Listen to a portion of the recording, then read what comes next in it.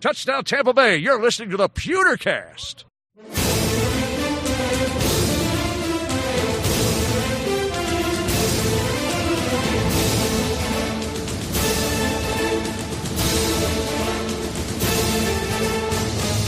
Welcome to the Pewtercast. I am Brent Allen, your host, joined as always by my good friend Ren Daxt. Ren, welcome back. We are now officially past Week 8. We are now into Week 9 here, but we're still talking about some of the stuff that happened in Week 8 and really what's happening here around the Buccaneers. How you doing, buddy? I'm good. I'm excited for this episode. You know, it's been a little while since we've had a guest on. A couple weeks anyway, yeah. Did we have one for our last game? No. I don't remember. No. We didn't. That was Remember, just us, we didn't right? have one for the bye week, and then I don't remember. Did we not get one or something? Yeah, I don't remember. Anyway, but you're right. It definitely feels like it's been a while since we've had a guest, but we do have a guest who is back. This is a first-time guest here on the Pewtercast, and quite honestly, I haven't really heard him in a whole lot of the other podcasts out there, except for the Sports Day Tampa Bay podcast, because we are talking about the new beat writer in Tampa Bay for the Tampa Bay Times, I think kind of replacing Greg Allman as he shifted over to The Athletic. Right. Eduardo Encina, Eddie Encina, is with us tonight. Yeah, it was fun. You know, as usual, we've already talked to him. Right. And it was a fun conversation, man. Like, you know, as always, just got to bring up a subject, and these guys just go. Sure. You know, so it's another fun conversation, and I always like, you know, Tuesdays are my favorite shows to do. They just are. You know, if the listeners like different ones, they like the Instacast or the Buck in the News. But this is always my favorite one to do, to be able to, you know, talk to the people that are more in the know than we are, and you know, definitely than the average fan out there. We get to bring it to you, but it's always a little bit extra for me when we get to meet somebody we haven't talked to yet. And of course, you know, as you will find out very shortly, Eduardo did not disappoint. No, he did not. So, Ren, let's waste no more time getting over to that. We'll be talking to Eduardo Encina, and then afterwards we'll be talking kind of about our final thoughts, wrapping up this Bucs versus Titans game. And then we're going to get to some of our fan interaction stuff. We'll be getting to that in the next episode as well. So that is what's coming to you guys this week on the Pewtercast.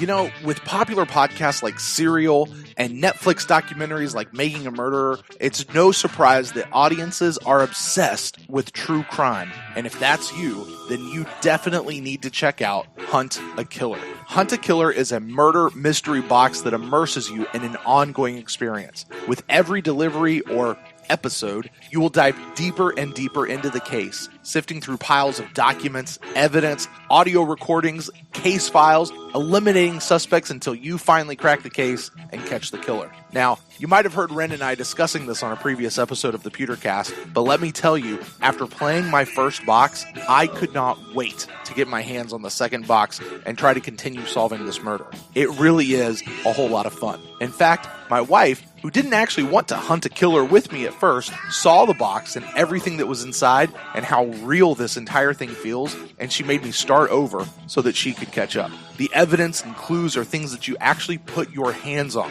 Video and audio footage you actually see and hear. In our first box, there was a yearbook, there was a koozie, there was a map, evidence bags filled with stuff. I can't even tell you what's there because I don't want to spoil anything for you. I love this game. And that's why I'm so glad that we were able to hook up with huntakiller.com to give you guys a special offer. Right now, just go to huntakiller.com and sign up and use the word Pewtercast for 20% off your first box. Again, make sure to use the code Pewtercast, that's all one word, for a 20% off discount and to show your support for the Pewtercast. See if you have what it takes to solve the murder of Charlie McDonough before I do, which is the newest case in the Hunt a Killer series.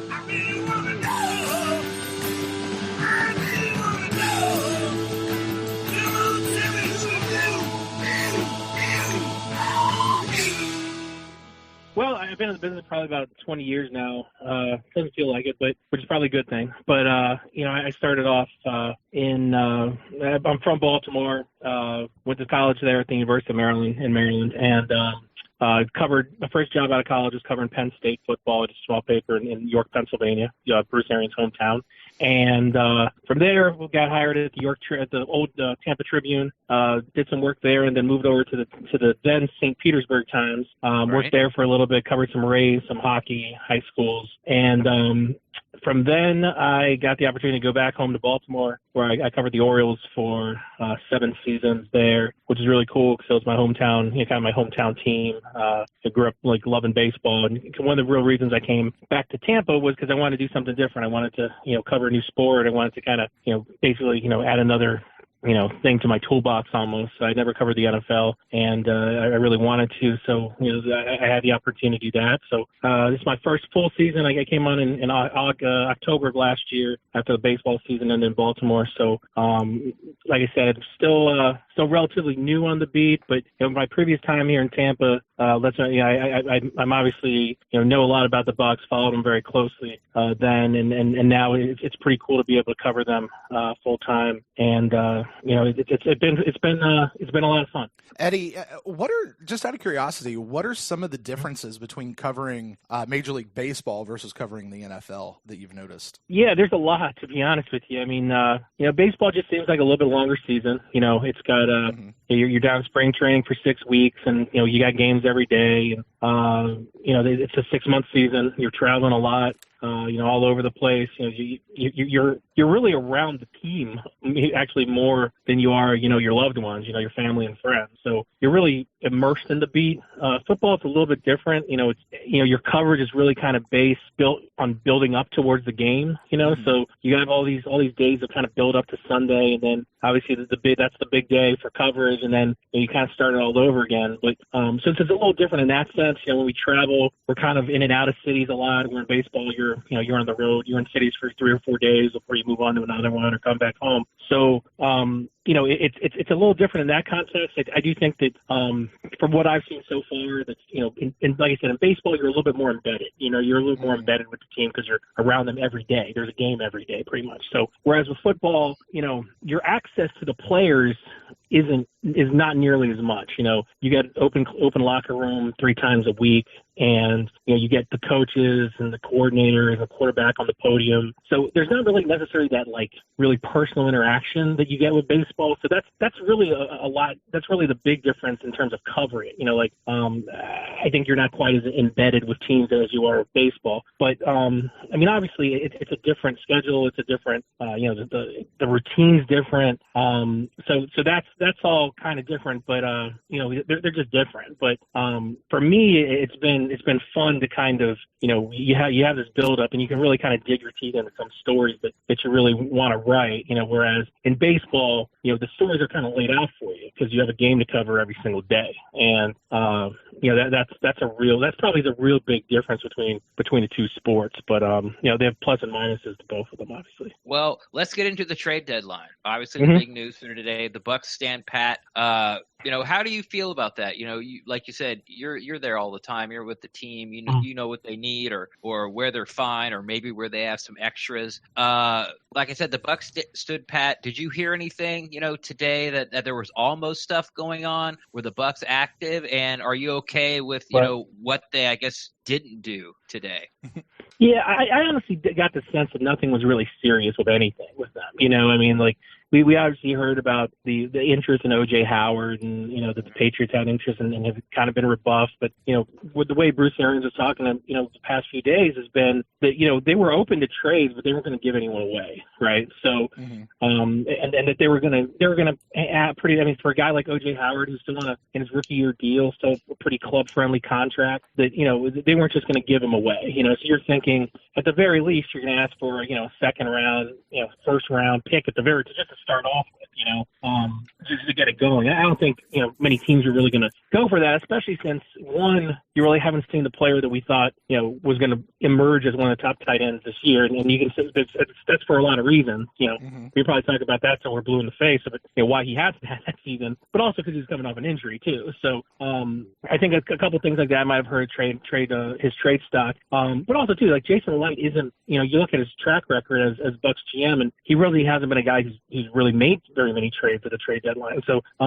it's interesting because I think this team's kind of in the middle. They're kind of middling a little bit, if you can use the word. They're not necessarily ready to rebuild. I don't think Bruce Arians came here to rebuild. He came here to reload. So, they're sitting at 2-5 right now. You would think that's kind of a team that's is more towards building towards the future than necessarily trying to make the playoffs right now. But he had said, if there's a trade on the table that can make us a better team now, we would do it. Now, you can interpret that as different ways because, my feeling is that this offense is, when you look at the pieces that it has, it's just too good to be where they're at right now. They've invested a lot of money in a lot of cap money in the offense. You have the playmakers that you do with guys like Mike Evans and Chris Godwin and, even down to O.J. Howard and Cameron Brate, even guys, like Ronald Jones, who, we've seen flashes from. So, but they've invested a lot of money in them. Jameis is getting paid, almost $21 million. Cam Brate's making $7 million. They've invested a whole lot of money on that, left side and the center and the offensive line. So, where does it go from here? They've invested a lot of money in it, but it hasn't necessarily, reaped the benefits or translated into wins. So, do you try to start, pulling the pieces apart? Now, Cameron Brate's really not going to get you much right now, other than salary cap relief right now. There's a lot of different guys maybe you could try to move. I don't think you could get much from Jason Pierre-Paul right now just because he's just coming back. Right. Guys like Shaq Barrett, maybe if you could have got a third-round pick for him, maybe that makes sense. But, is he a part of your future? Is he a guy you want to build around? Mm-hmm. Levante David is a guy who, doesn't have guaranteed money next year. This time last year, you're asking the question about, do you trade Gerald McCoy? Levante David could end up being Gerald McCoy 2.0, next offseason, so a lot of different questions that, they kind of almost kick the can on, that we're going to make a decision on these guys later. So, which is not necessarily wrong with that, but it also leaves a little, the longer you wait with some of these decisions, the longer, your options kind of can shrink as well, especially under the salary cap, ramifications that you face in the NFL. So, I don't know, I'm not saying that they should have made any trades, but the way they are right now as they sit with as a record and just with how much, they've invested in the offense and in a lot of different spots, you would think that, maybe they would try to move someone. But obviously they didn't. Well, let me ask you this, Eddie. One of the things that happens in the fan base, and I don't know if you picked up on it this last year, because it certainly was the same as it's been. It seems every single year we get towards the free agency period, and the team doesn't make the moves that people want them to make, or they don't make them as fast as people want them to make. And Jason Licht gets the brunt of social media warriors saying Jason Light's not doing anything. He's just sitting on his hands. And then we get to the second free agency period, and it's kind of the same thing. And then we get to the trade deadline, and you're even hearing it right now, out there. What would you say to the fans? There's one thing about trying to sell the players, but the Bucs have said they want to win, and they obviously also, along with not getting rid of players, they didn't bring anybody in. And there's a lot of people saying, well, just Jason Licht sitting on his hands. Do you know, did he try to get other people in? Do you have any insight into that from your desk there at One Buck? Yeah, I mean, in terms of going out and trying to get players to trade or to trying to move players now, or during the offseason, is that what you're talking about? No, I'm talking about trying to bring somebody in here at the trade deadline, to make the team better as we go forward with the remaining 9 games of the season. Yeah, I mean, I don't feel that from anything that I've heard that they were very active in pursuit of players, and obviously we've heard more of them as buyers and as sellers than buyers, over the past few days. But I mean, I don't know where that kind of fits either. Right. I kind of feel that this is a team you're kind of stuck with right now.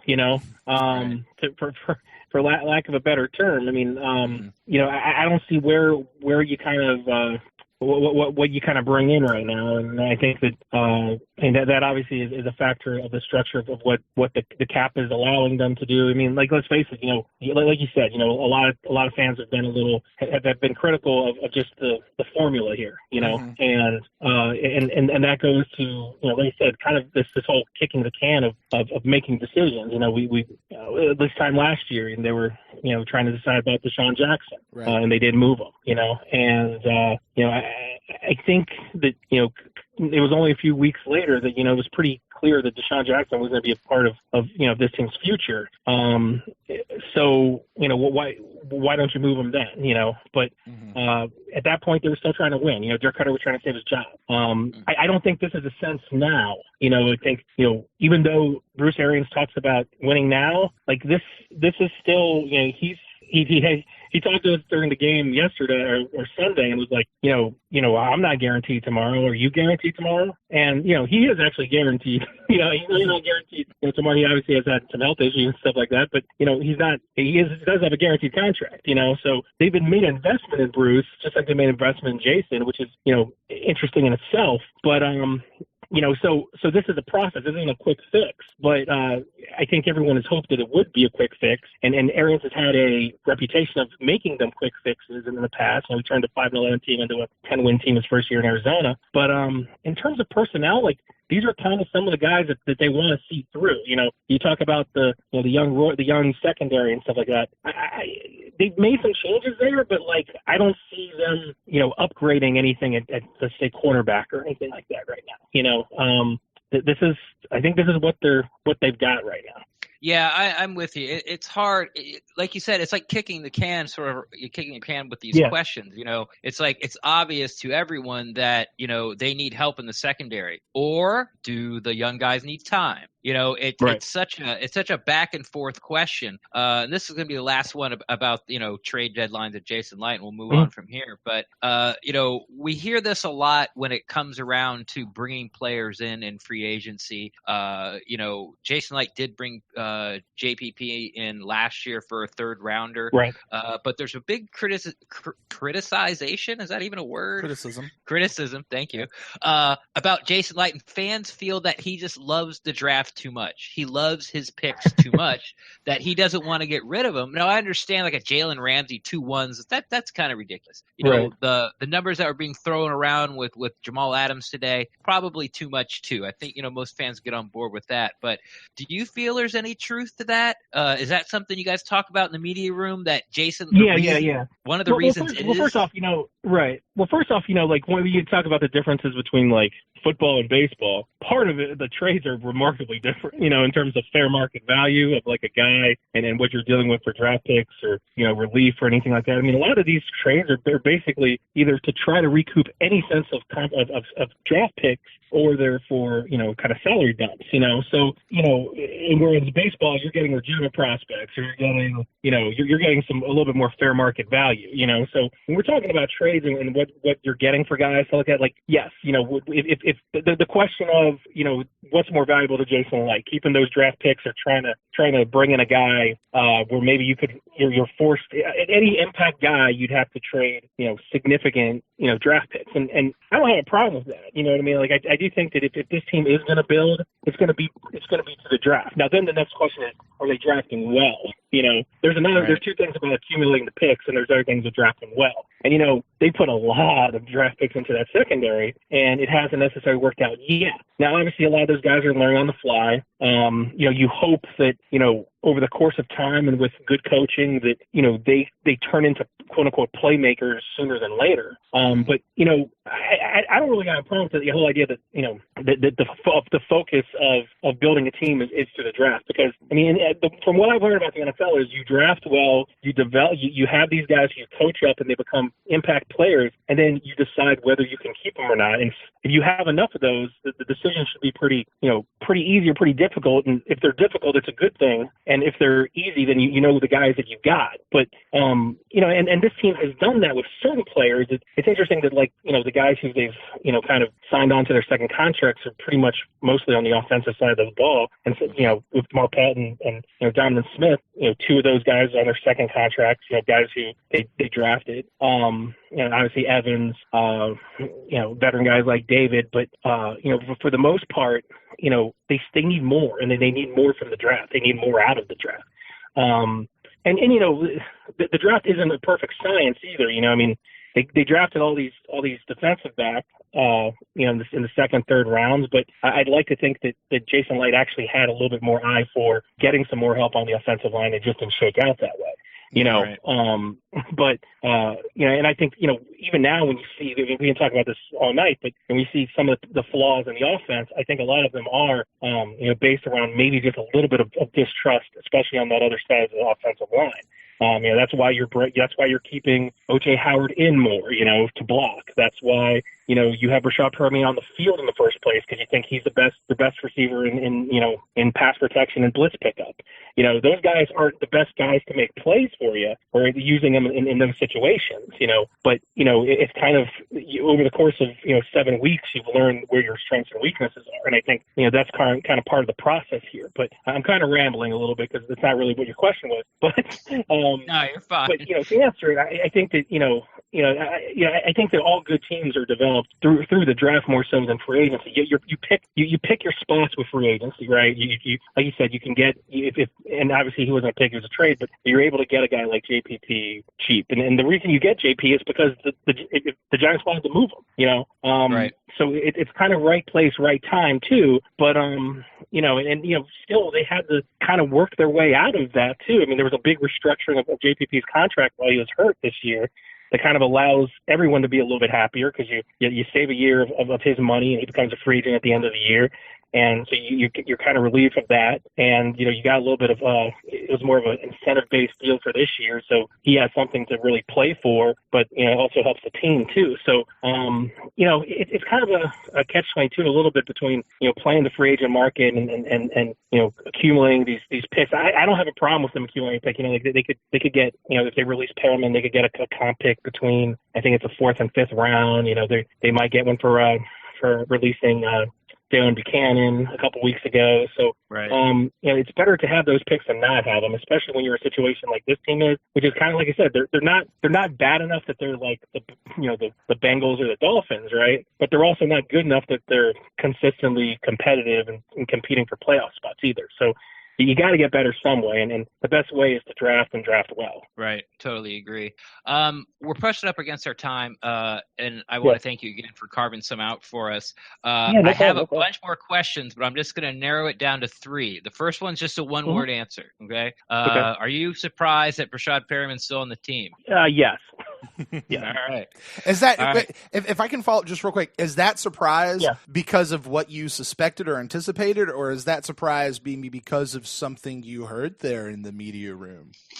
No, I mean, like, I think that I think his days are numbered. You know, I mean, like, I don't think that, you know, you reach week 10 and maybe he's on this team. Mm-hmm. You know, but like I said before, I mean, there's a reason he's on the field. I don't necessarily know why he's getting targeted 5 times in the last 4 minutes of the game when you have other guys out there, even if they're being double teamed. Yeah. But at the same time, you know, I wrote this in the Tampa Bay Times today. Is, you know, the whole saga of signing Rashad Perriman is because he was they got rid of Deshaun, they let Adam Humphries go, and they need a number 3 receiver, but they didn't have the cap space to really go out and get a guy. So they got a guy who they could pay $4 million on a 1-year deal, and that's kind of what you get.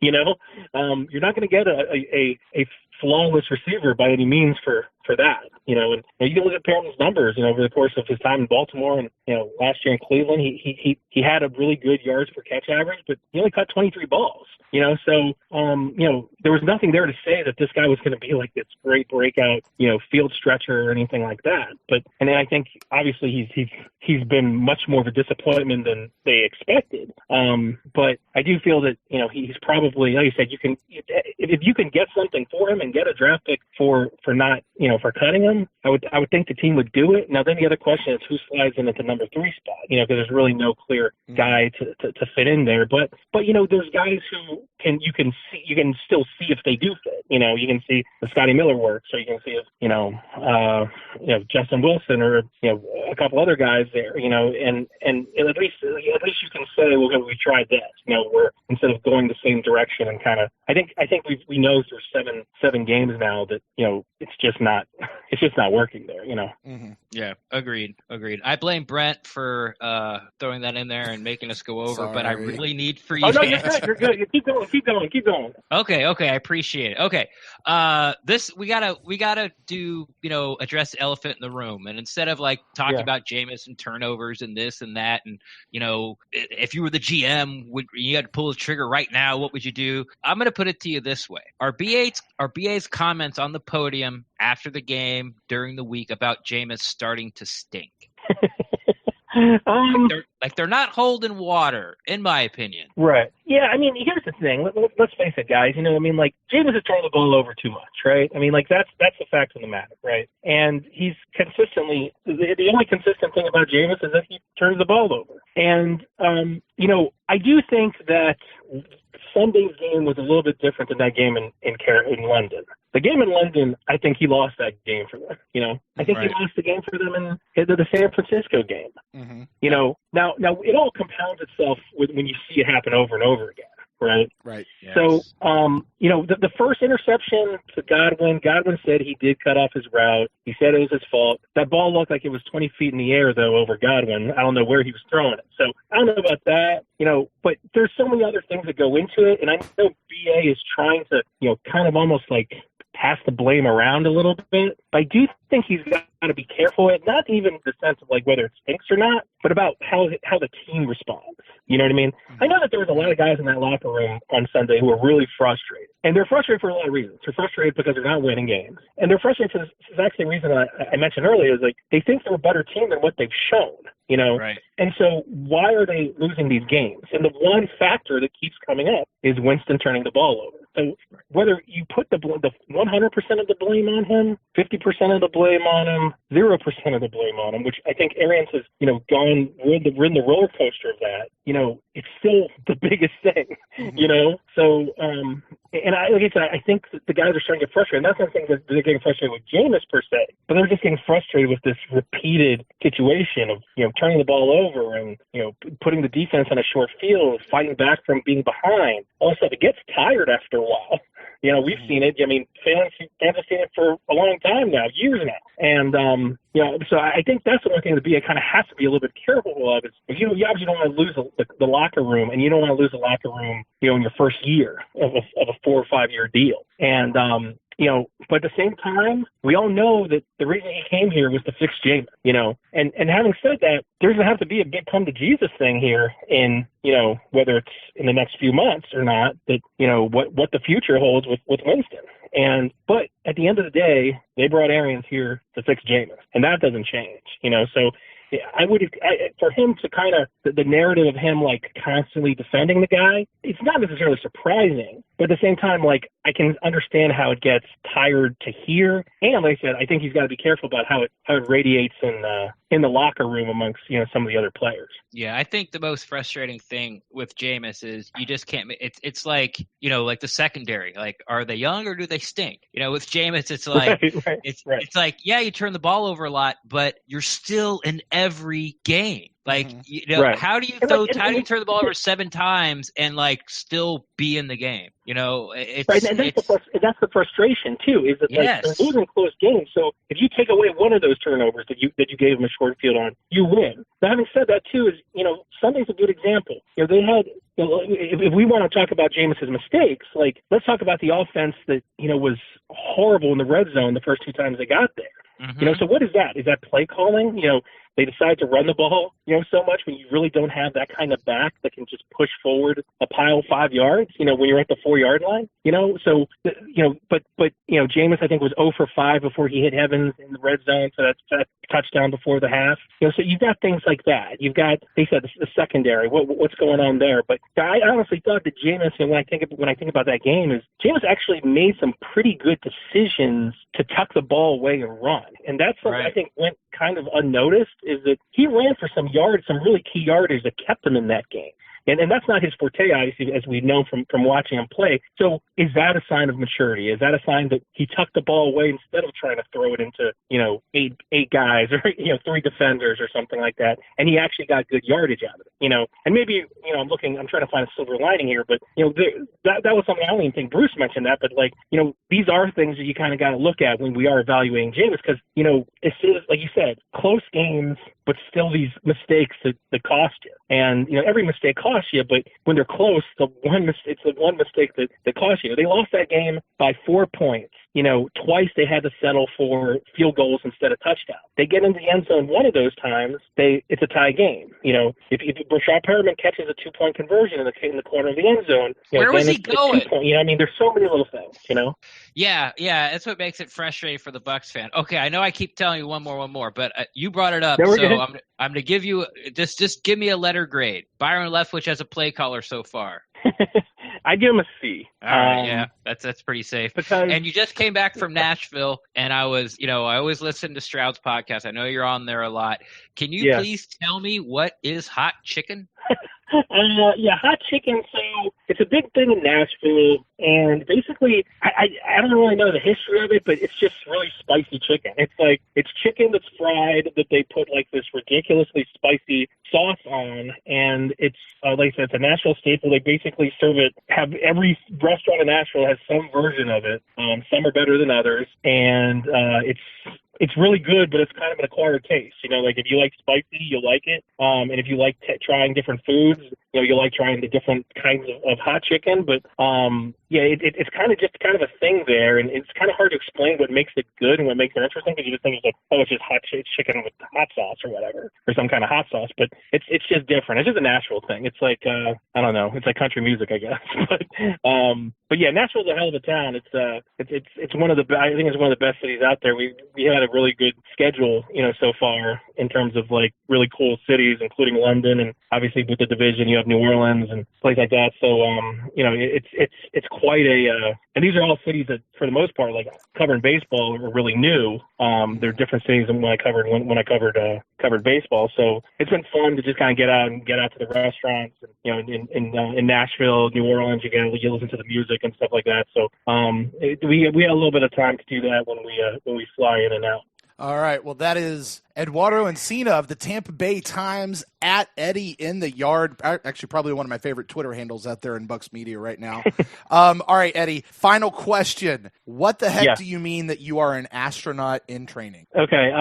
So, when you're a little kid, you kind of, you have your little dream, dream of what you want to be when you grow up and everything. And, so, when I was a little kid, first I wanted to be a trash man. I would go to the window every Sunday morning and watch the trash guys ride the truck and everything, pull the truck. But then after that, I really wanted to be an astronaut. And so I think most people around my age probably had, a lot of people wanted to be an astronaut at that time. But I always, one of my dreams was to go to space camp when I was a little kid. Never really got to do it. My lovely wife, probably about 5 years ago, she sent me to space camp. And it's an adult version of space camp in Huntsville. Mm-hmm. So I got to go do that. And how was that? That was kind of fun to do these simulators of spacewalks and stuff like that. So that's kind of why I'm in training, because I'm not there yet, but I feel that I have enough experience that eventually I could get there. But yeah, and just I've always been a guy who's been interested in space. I wanted to be if I went to college and I wanted to be an engineer.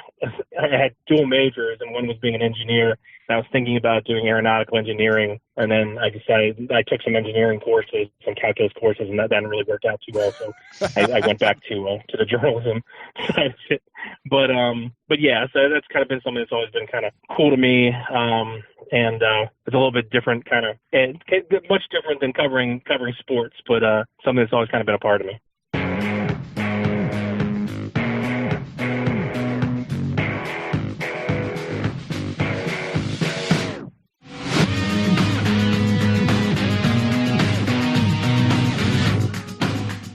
All right, let's get it. This is the final thought segment for Brenton Wren in 3, 2. Well, that was Eddie in the yard. Eduardo Encina of the Tampa Bay Times. Wren, I mean, you said it in the intro. It bears repeating. It's just one of those guys. Hey, O.J. Howard, go. 5 minutes later, right? But those are always the best. They are. Yeah. The best. It was interesting to find out about, now you have to leave this in, about Space Camp with him. Yes. You know? Actually, I will cut that part out, but he did tell us he got to go to adult space camp after we cut the recording. And then I asked him, what was his favorite space movie, and I was shocked it wasn't Space Cowboys. Oh, that would have been a good one. I was thinking something. It's not a good movie. I mean, but for him, who's Sure. always wanted to go to space, right? I mean, he's not 20. I was thinking he'd say something like Armageddon or something like that. Best Christmas movie ever. Have we actually told the people what he said his favorite space movie was? I don't think we have, because they won't hear it. He hemmed and hawed. He did, and then he went back to Old Reliable. Yes, Apollo 13. Solid choice. Solid choice. Very solid choice. Yeah. So, but he did say a couple of real interesting things, Ren, that I keyed on. I don't know how much stuff you want to talk about, but he was talking about Jason Licht, and we need more from the draft with Jason Licht. And this is something that a lot of Bucs fans have been talking about for a long time. They don't like the way Jason drafts. His draft choices and draft picks haven't always worked out, haven't been great. But it got me thinking, and you and I have, I think, been, I don't want to say defenders of Jason Licht as much as just, we're not down on Jason, I think, as it seems like a lot of people are. Yeah.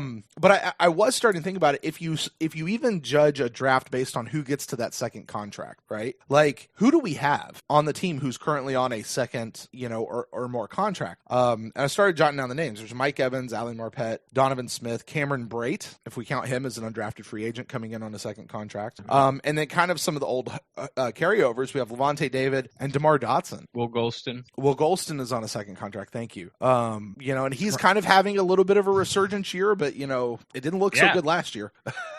Or the year before that. Or the year before, right. But I mean, that's how young we are. Like, yeah, there's 3 guys 30 or older on the team. Is that it? Yeah.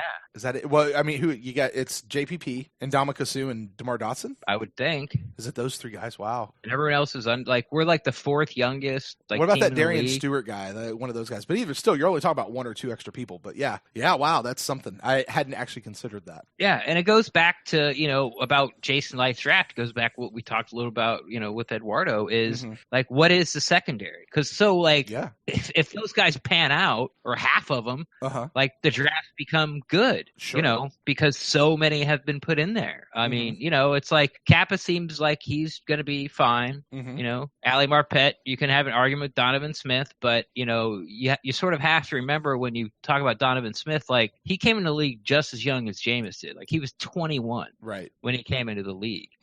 So he's learning, and people don't seem to be bashing him as much this year as every other year he's ever played for us. It has been refreshing, because a lot of times you hear about that people get a contract and then they slough the next year once they get that contract, and that doesn't seem to be the case with Donovan Smith. And actually, in fact, it seems to be quite the opposite. It seems like he is responding to his contract, because maybe he actually wants that next contract. That, hey, this is a 2-year prove it deal for Donovan, really, right?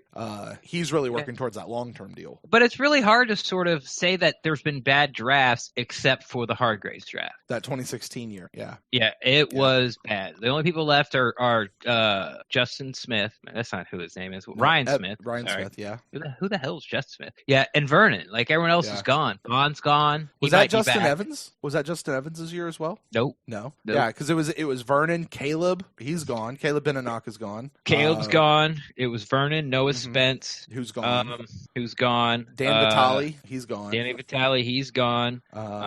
Bond. Yeah, he's now gone. That's right. He's gone. Aguayo. No, it wasn't Aguayo. Was it Aguayo? No, that wasn't Aguayo. No, it wasn't Aguayo. Are you sure? No, I'm not sure. I think it was Aguayo. It was Aguayo's year. Yeah. It went Vernon, Spence, Aguayo. Yeah. We had a trade, and we didn't have a third. Then it went Bond.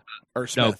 No, Beninock. Beninock was 5th round. Yeah. Ryan Smith was 4th round, right? Okay, 5th, and then Bond, and then Vitale. Yeah. Wow. Yeah. But all the other ones are still up in the air. I mean, you get a player like Mike Evans out of a draft, you can. It's hard to say that wasn't a home run draft. Right. He's going to retire the leading whatever for everything for the Buccaneers. Mm-hmm. You have an argument that is, I'm not going to put him there, but he's on pace for a Hall of Fame career. Mm-hmm.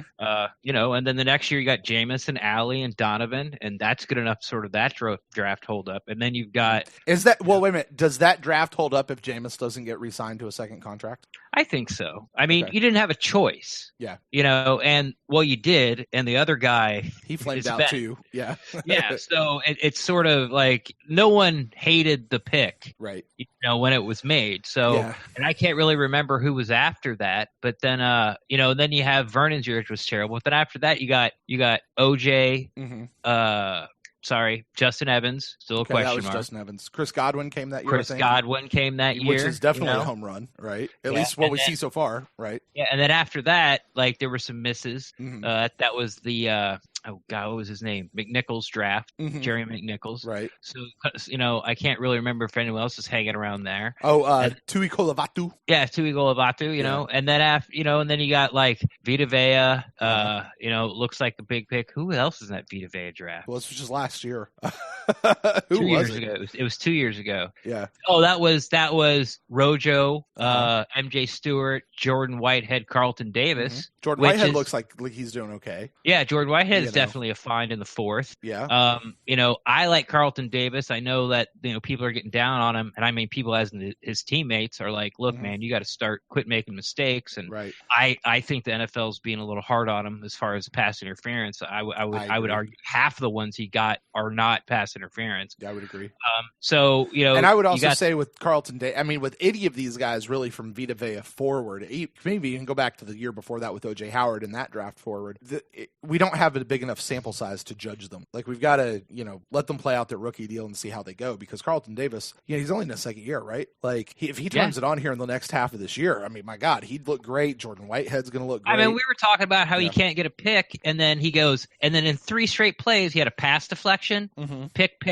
Right. I heard on another podcast, people that I probably got to see the replay, that first one was a phantom call. Right.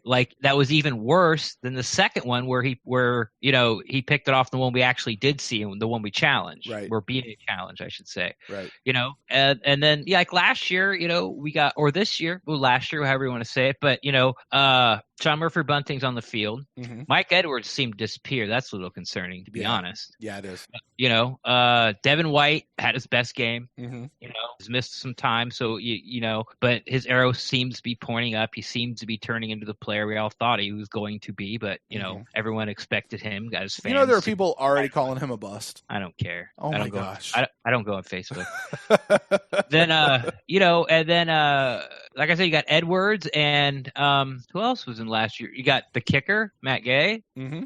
He hasn't missed since he lost the game for us. He almost though. That first kick he had the other night hasn't missed since he lost the game for us. I thought he missed it until the referees put their arms up. I was like, whoa! But even still, he's been solid so far through the last. He's taken 91%. Yeah. He's 21 for 22, and after this game, maybe he's 24 for 25 or whatever. Yeah.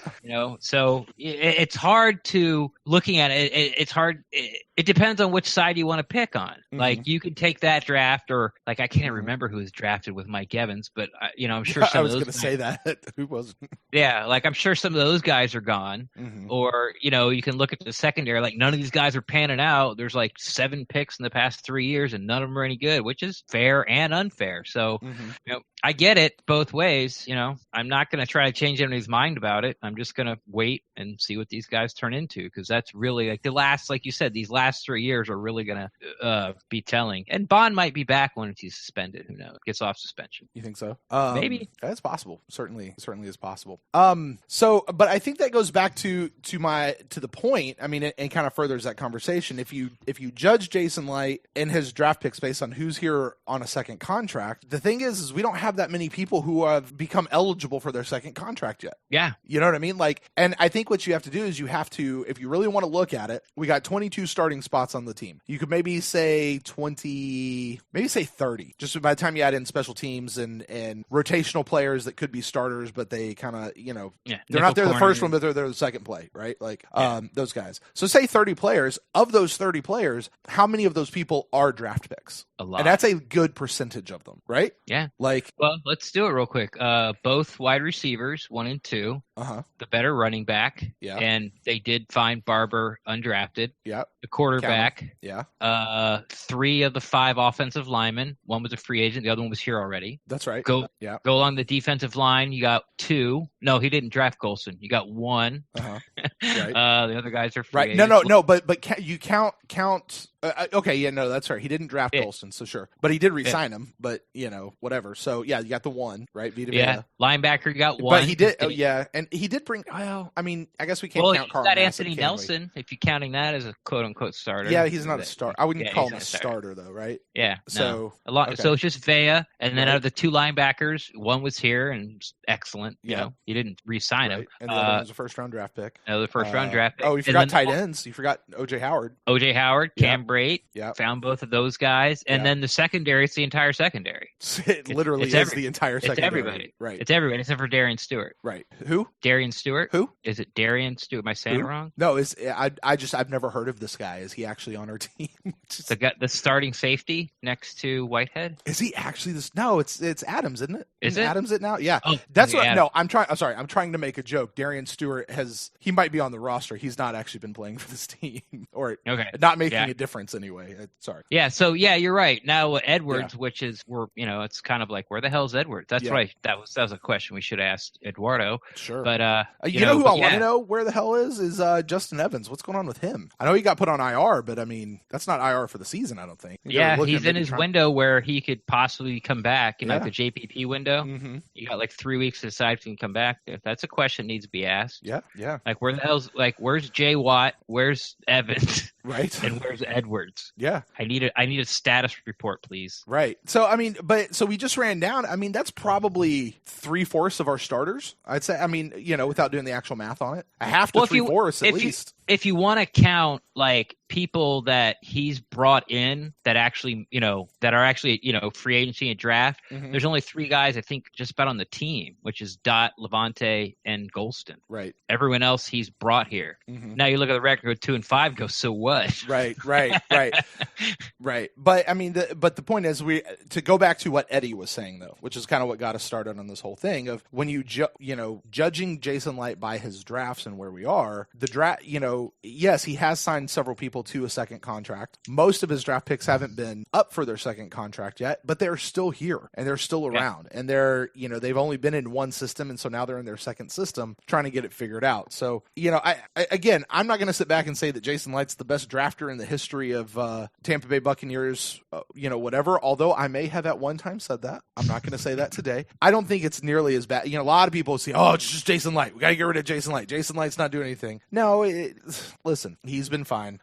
And as we all say, he's not going anywhere as long as BA's around here. But then I think this leads us to the next question of just thinking in terms of the future. So who is up for their next contract, like soon? Jameis, obviously he's the big one this year, but I mean, Godwin's coming up real soon. You got to figure a couple of free agents that we brought in. Shaq Barrett is a guy that we're wanting to bring back on another contract. Probably Carl Nassib, maybe wanting to re-sign him, you'd think. Maybe JPP, I don't know what's going on there. Is he just going to price himself out and he set himself up to go to another team next year? Or like, I don't know what they're looking at with him, because he took you're looking at me like I know this answer. Like, no, but I mean, like just he took a pay reduction so that he could be a free agent this year was kind of the trade-off that we heard, right? Yeah. So, I don't know that I'd anticipate JPP back with the team next year. But outside of those guys though, who's really up for another contract that we want to bring back? Well, I guess, On a obviously major level. Jameis is the big one. Yeah. And then I don't see Vernon staying. Well, right that's now. it, and then that's the whole thing. It's like there's not really guys that are up for it. Like, the ones that should be up for it this year, they've already signed. Right. That's the Jameis draft. Right. It's like Gosh, that's they crazy. all because they re-signed. They've already done Donovan Smith. They've already done Allie. And so I guess like Ryan Smith is coming up. Maybe this. Because this would be that that Vernon draft where nobody except for Ryan Smith and Vernon are still here with his team. Yeah, and Vernon has next year because he's a first rounder, so they can pick up his option if they want. Which I'm with you right now. I'm sure most fans and everybody doesn't want to pay $9 million for that. Right. And then Justin Evans is a free agent. So I did it again. Ryan Smith is a free agent. So all right, Ren. That was, I think, kind of the big, as Eddie was talking, that was sort of the big thing that I was kind of thinking alongside as I was dual tracking. Did you have anything you pulled out from our conversation there with Eddie? No, I think it kind of stands on its own, to be honest. I thought he answered all the questions that we had for him, and there were some short ones, and we talked about Rashad Perryman, and I think a lot of people wasn't today the day, like if he's on the team after today, if today was the day, if they cut him, they might get a pick next week. That's next week. Oh, it's next week. Yeah, today's the trade deadline. The comp pick calculation thing goes up till next week. Okay, so I don't feel nearly as bad. Yeah. I wish we could have went in a little bit more about, the C for Byron Leftwich. Sure. And sort of got into that. But, he asked the questions and he answered them and he knows what he's talking about. And it was a good conversation. Yeah, well, we'll see about getting Eddie back on maybe as the year starts to wind down, see if we can't ask him to dive into that a little bit more there. But Ren, speaking of diving into a little bit more, it is the part of the show where we make our final dive into this past game this past week. Mm-hmm. And not just that, but also everything really kind of surrounding the Buccaneers at this point. Time for our final thoughts on the game and where the Buccaneers stand as of this moment. I don't know if anything has changed for you since the 2 instant casts that we recorded on Sunday, and both are now available on the podcast feed, so you guys can go check those out if you haven't. The 2 shows had a little bit of a different flavor, which is part of why we put both of them out, because they weren't the exact same thing. But Ren, I'll put it to you. Coming off these games, any final thoughts? Well, on the positive side, okay. And I talked a little bit about, with Eddie too, when, after he finished up, and, I said one of the, what's so frustrating about Jameis Winston is the turnovers. Yeah. But, if it was just the turnovers, then you could be like, okay, it didn't work out. Mm-hmm. Time to move on. Right. But it doesn't matter how many turnovers he commits or the team commits, whoever you want to blame. Mm-hmm. With Jameis Winston, a quarterback, you're always in the game. You are. You're always in the game. And that is something that I don't want to get rid of. I watch these other, teams that are around our record, even ones that have better records than us. These guys can't do that.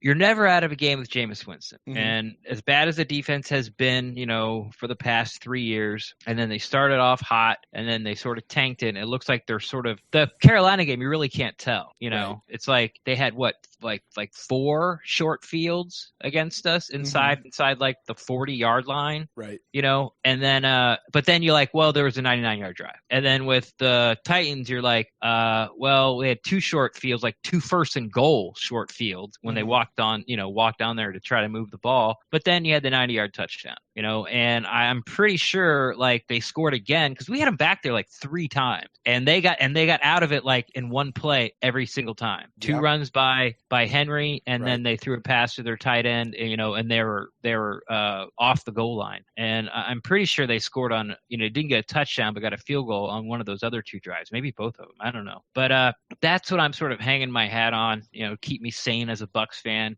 is that as rough as it's been, remember when the San Francisco game was, and I'm like, that was the worst way to lose the game. Yeah. New offense, Jameis throwing pick sixes to end the game. It just, I felt like just sort of continued, Yeah. Like, Yeah. and But with that though, Ren, you had the caveat to that. It wasn't the worst way to lose the game. It was the worst way to lose the game for the fans' psyche. Yeah. Right? Yeah. And if you kind of take that one game as a macro or a microcosm of what this whole year has turned out, this year has turned out, whether it's been Jameis's fault or not, whether we've been in the games or not, the way that things have gone down, especially with the turnovers, is about the worst year that Jameis could have in a contract year as far as the fans are concerned and in the fans' psyche. So that may not necessarily translate to the offices there at One Buccaneer Place or the Advent Health Training Center, whatever they're calling it these days. But what do you then make of, these comments where last week I'd asked you the question in the Buck in the News show, some of the comments that Bruce Arians had come out, does that show a sign of Bruce's weakening devotion? What's the right word? His support, I guess, for Jameis. Right. But, he comes out this week and he said it in the game. None of those things were his fault. And then he comes back out in his Monday press conference and he's like, they really weren't his fault. And, it's these other guys who let him down. The rest of the team is letting him down. And I think it bears asking the question, we put it all on Jameis. These things get credited to Jameis. But at what point do we actually turn around and look at the rest of everybody else? That's another frustrating part about this team. I mean, he has turned the ball over so much. Right. And that's kind of why I asked Eddie, I'm like, hey, aren't these podium speeches about Jameis Winston starting to like not hold water? Like, like how many times can you have, what do they have, 11 turnovers the past 2 games? And you go, oh, well, only 2 of those were on Jameis. Like, I feel like we've been hearing this, from the fans, not necessarily the coaching staff. Cutter wasn't sort of so pro Jameis and quote unquote maybe protecting him. He was quick, to point out, yep, that was Jameis' fault. Yep, can't throw 4 interceptions. That's why we lose. Type of deal. But I don't know. Like, I don't know because eventually you're the one with the ball in your hand. All right. And if your guys let you down or not, it's unfair. It comes down to you, or maybe it is fair. I don't know. Like, we don't know if Godwin came up short, That's what they're telling us. That's what Godwin says, but did somebody ask him to say that? I doubt it. Right. We don't know that Perryman ran the wrong route on, our last offensive play of the game. I haven't heard Perryman say it, Right. I wasn't on the play call. And even if they did tell me the play call, I probably wouldn't know what it means. Right. So it's just, it's the same thing. What's so frustrating? It's the same thing that's been happening since the very first game he's ever played. It is. And now I'm kind of interested, and nobody else may be interested in this, but I kind of am. When you start talking about the turnovers that are his fault versus the ones that aren't, and I'm sure they have this in One Buccaneer Place with their, that system they use to go back and look at every single play, like throughout the history of the NFL or whatever. To go back and look at all of Jameis's turnovers and kind of go and sort of assign a ratio, like how many really were him, how many weren't. Right. And I know every quarterback has turnovers that aren't their fault. Like, I get it. Every quarterback has to deal with that, but I'm just kidding. I'm just curious. I wonder what that is, because is he truly snake bitten? Because the gap between him and the next guy is huge, and the next guy doesn't even play football anymore. Turnovers as far as he's been in the league. Yeah, he's got like a 20-15 turnover ahead of Blake Bortles, who, by the way, is not giving any more turnovers because he doesn't play. He doesn't play, right? And I think the guy behind him doesn't play either, which I believe is Eli Manning, who, by the way, is not turning the ball over anymore, right? Because he doesn't play, right? But he's got like a 30 turnover lead, so it's like, okay, they're not your fault, but still, what is it? Yeah, what is going on? There is no, you can't. A logical person can't look at that and go, half of those are not your fault. But okay, so let's be fair though. The few games that Ryan Fitzpatrick got in, was that last year and the year before? Okay. Didn't he have a couple of really high turnover games? But he's done that his whole career too. Fair. I mean, that's I mean, it's And by the way, just in case people are wondering, I'm not looking for excuses for Jameis. I've been very clear on where I am with Jameis and what's going on. I just, this is what we do on this show, Ren. We try to see things from all the various perspectives. Right. And you're right. It's the frustrating thing about Jameis because it just seems time after time. And you and I don't know how many times this year have said, I can't defend him anymore. He's not giving me anything to defend him, but I really want to. Like, I'm not ready to give up just yet, but I really I still hold out hope for Jameis that something's going to happen with BA here. Yeah. I feel like I'm that 2-story machine gun mech in the Matrix, defending the third one. What do they call? What's the town called? Zion, defending Zion as, those octopi, one-eyed, whatever the hell they thing are, seekers, whatever, are flooding in. I'm out there, and then that kid's supposed to run out and bring me my ammo. Like, that's Jameis. He's not there. He's not bringing my ammo. So now I'm just a target. I got no bullets in my guns. Right. I'm just standing here, and all these people with their octopus razor sharp claws are hitting me. And I don't blame them. And they're not wrong. They're not wrong. Yeah. They're not wrong. Or are they? How much wrong are they? That's the thing. It's like you're not wrong, but you're not right either. Yeah. And I'm not wrong, and I'm not right either. And so we've said it since training camp. Enjoy the ride. We'll find out. We'll find out at the end of the year. Nothing's changing between now and then. For everybody who keeps saying, well, if Bruce Arians really wanted to win now, if he was really serious about stuff, if he really was about accountability, he'd bench Jameis and put in RG4. No, he's not. This season, not the first 7 games, the season, all 16 of them are about seeing what's going on with Jameis Winston. All 16. Yeah, when you're trying to decide if you're going to give a guy $100 million, like, you better really get the biggest sample size you can. Exactly. So, all right, Ren. Well, that's, I think, going to bring us up here to the end. Did you have anything else you wanted to talk about before we close out the show for today? We're going undefeated. No. Like I said, I'm just trying to look on the brighter side of things, for my fan insanity. And, I just think it sounds stupid, but if you just somehow eliminate the turnovers, like, this team's an 11-win team. It just is. Even with the with the up and down defense, the offense is still scoring. I know the offense is up and down too, but it's because of the turnovers. Like, not a lot of teams, like Tennessee was a legit defense. The Saints were a legit defense. Did we go up and down the field on them? Not the Saints, but again, we were still in it in the end with 4 turnovers. Same thing. We turned the ball 4 times at Tennessee, and they allowed 20 points one time. They've had 7 games. Ours with the 8th, and they're averaging 16 points a game, and we put up 23. And like Eduardo said, like, we were inside the 10 twice, and got field goals out of it. Like, well, I mean, that goes back to red zone efficiency, right? Which has been a constant bugaboo here in Tampa as well. So, yeah, you're right. If we could, this is that I go back to the Scott Smith thing, like at the home games when they get out, they do their keys to the game, the keys to victory. And he's like, all right, well, here's what we need to do. First, the defense needs to keep the other team out of the end zone. And the offense, when they need to not turn the ball over, and red zone efficiency. And I'm like, so Scott, what you basically just said is we need to score and stop the other team from scoring. That's the key to victory. Yeah. Accurate science. I will agree with you on that, Scott. It's buy low, sell high. Never go wrong. Like, what do you need to win? Score more points than they do. Agreed. Let's go do that. Let's do that. Right.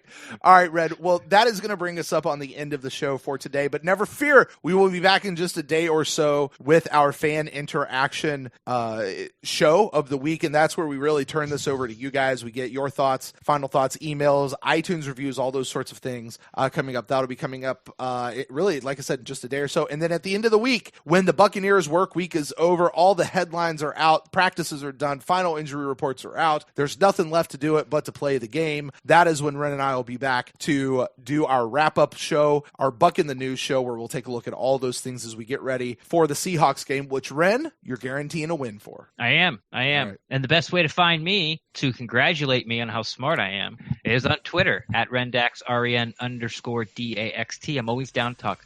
I double gunned you. I know you can't see it, guys, but I double gunned you. It's a quadruple gun, I guess, now.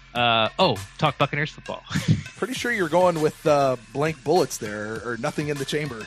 What are you talking about? Because you went It just clicked on you. It didn't actually. It's airsoft. Oh, okay. I see. Guns are scary, Brent. They are, yes. If you guys want to get in touch with me, you can find me at Brent Allen Live across all the social medias and the show. You can do that at thepewtercast@gmail.com. And that's at thepewtercast. Or the email address is thepewtercast@gmail.com. You guys send in emails. We will get to them on a future episode of the Pewtercast, which is what we're actually about to roll right into here with the next show. So I guess we'll just close this show out as always. Go Bucs!